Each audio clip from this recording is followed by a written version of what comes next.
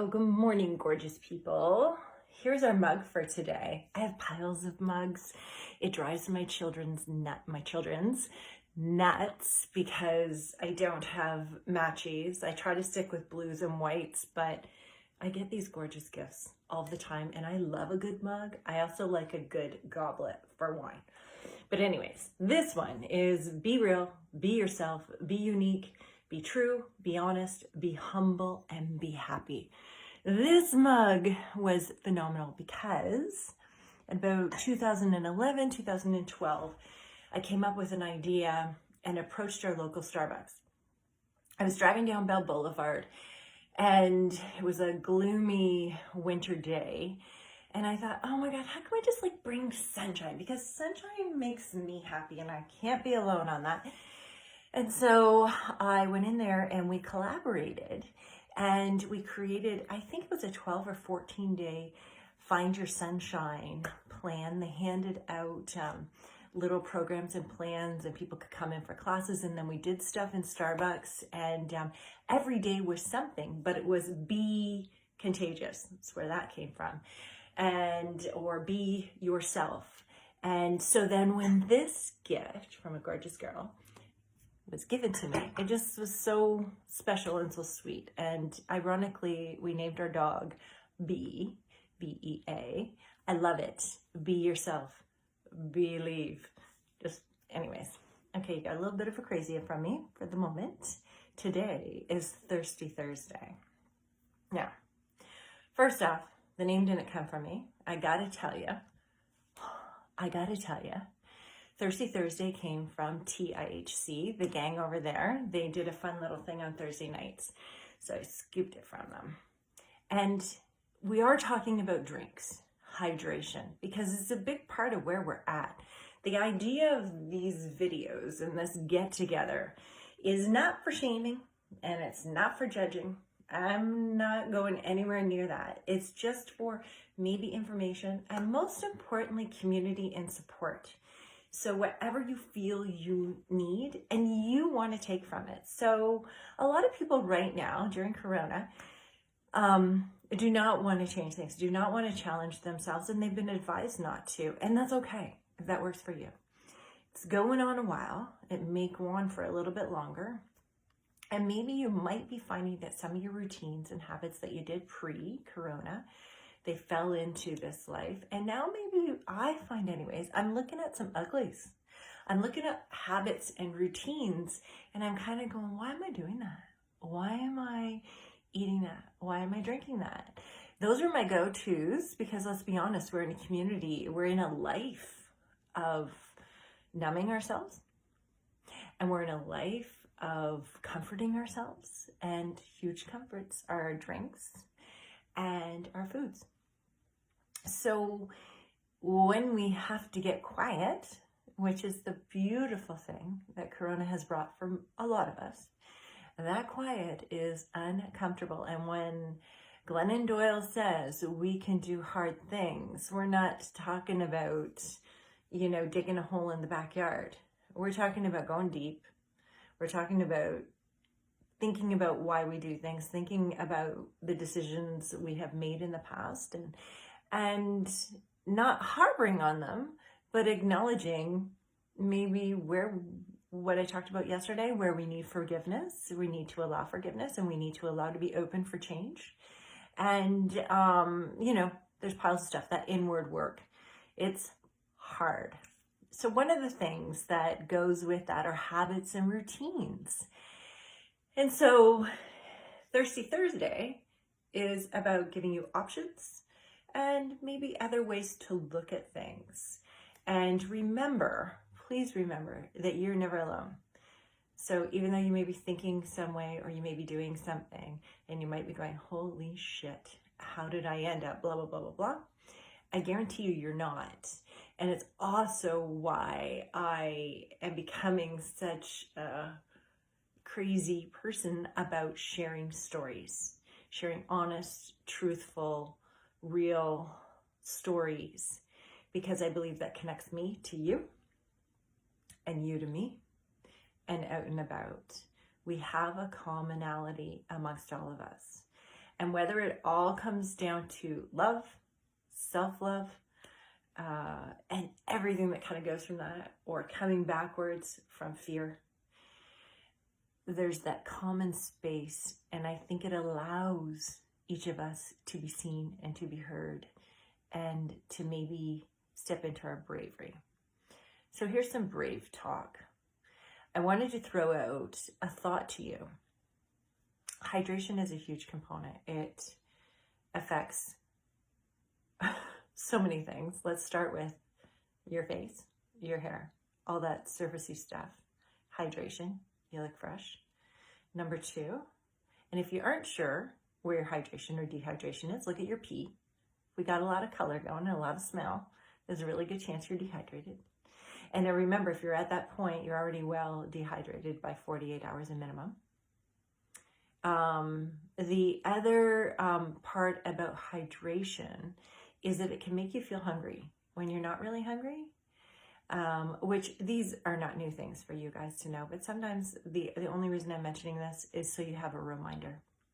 The other thing is we can get mindless with water, and we don't always like it. So fancy it up whatever way you need to, and also try to count how much you're having.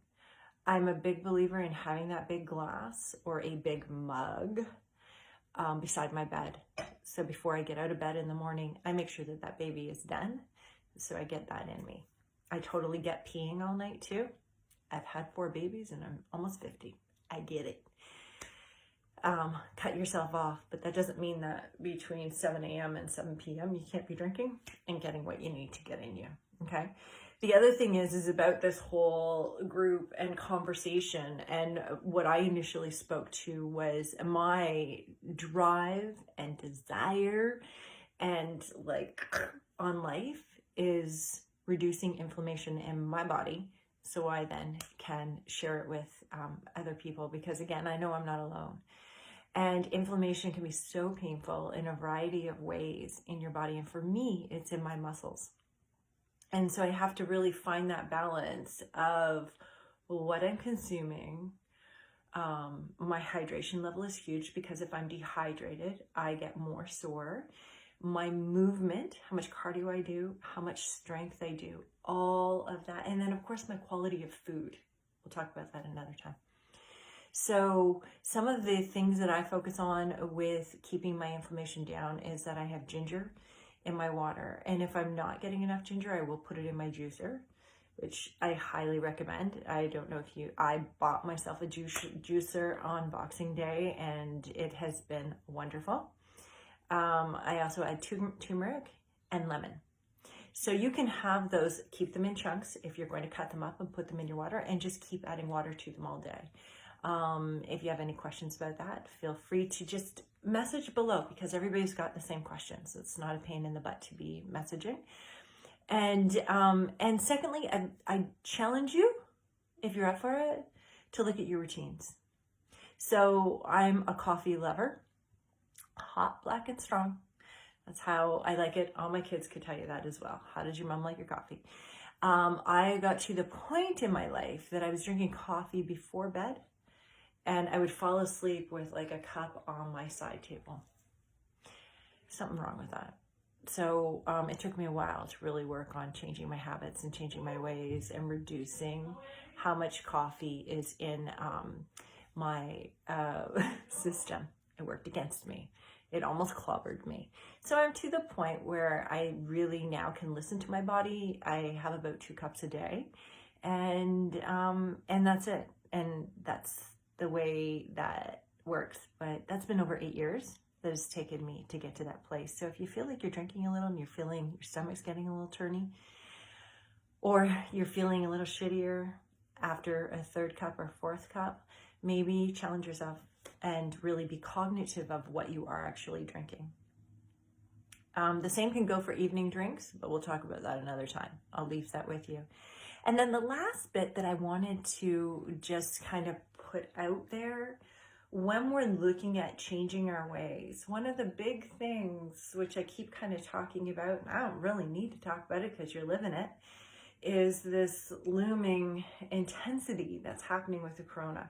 And there's so much unknown There's the stresses of what we do know and we're living with in the moment. And then even that whole other thing, if you have children in your house, that's a whole other thing of how you try to keep things in check, whether they're little or big kids. There's emotions and there's mental health, and you got to take care of yourself, and then you have to be aware of what's happening with those guys as well. And so be really, really kind with yourself. Don't overdo it with any of this stuff. These are just ideas. But one of my big lifesavers has been meditation. The first time that I meditated, look at me, I'm like a really good meditator, like really relaxed. But the first time that I meditated was 2008. I went to a weekend workshop. And the man, his name's Robin Sharma, he put me through with me and 100 people. And I meditated, and I was kind of like out for an hour. I couldn't believe it. It was just like, oh my God, I have a busy mind, and I'm like this all the time. There's no way that that just happened. Well, it didn't happen again for another 5 years. Couldn't figure out how to do it. Couldn't settle myself down. But over the years, since that, basically 2012 and forward, it's become very powerful to me, very powerful. It's become a point that I crave it. I get up early in the morning, I get my coffee, I come and sit in this room quietly. I put on my diffuser, maybe put on a candle. I've basically robbed throughout the house to create this room the way that I wanted. And yeah, I get into a space. I think it's a really tough thing to do, like through an audio. I used to do it through an audio. Find them, they're all over YouTube, they're on Spotify. Grab some music if you need that, and just settle yourself down. Here's the thing. My big point of advice, if you're not already into it, is to not overthink anything. So you can be thinking about the groceries, you can be thinking about the floors, you can be thinking about what feels fantastic and what feels gross. It's okay, but you just allow those thoughts to come and then say, all right, thanks very much, head on out. Like you literally talk to them and say thank you, but not right now. Right now it's just about me, and it's good thoughts, and it's you know. But my most favorite, I got two. One, when you're just sitting there, closing your eyes and sitting really comfortably, whatever that looks like. I find I love to have my legs crossed. Not everybody agrees with that, but I like to have my legs crossed because it's comfortable for me. So one, I go into a conversation of I am. So I just keep repeating I am, I am. And through that, I'm breathing through my nose, maybe sometimes out through my mouth or in and out of my nose. Doesn't really matter. And it's just allowing yourself to slow yourself down. And when you say I am, you can say anything that comes with it. You're in your own space, but you're an empowered space, right? So you can say anything and who you really are. I am strong. I am beautiful. I am funny. I am fantastic. I am loving. You can go on. So, and you can repeat. There's no right or wrong. And the other one, that if you want to just kind of concentrate and you're a numbers kind of girl, what you can do is you can throw, I'm kind of sitting like this, you can throw one hand on your chest and one hand on your belly. And what you do is you count breaths in and you let breaths out. So you just keep trying to expand and take in as much as you can and let out as much as you can. So it looks something like this. So you're nice and relaxed and chilled, and you're going to breathe in 1, 2, 3, 4. Hold it and let it out. 1, 2, 3, 4. Yeah, that's it. And just go through that, ups and downs, and breathe. It's powerful. Sitting is hard. Don't let anybody tell you any differently, but I encourage you to step into it. This is the perfect time. The perfect time. Just get quiet. Set your alarm if you need to. Get your coffee made the night before and get up. Come sit and relax and breathe and tell yourself who you are. Happy Thirsty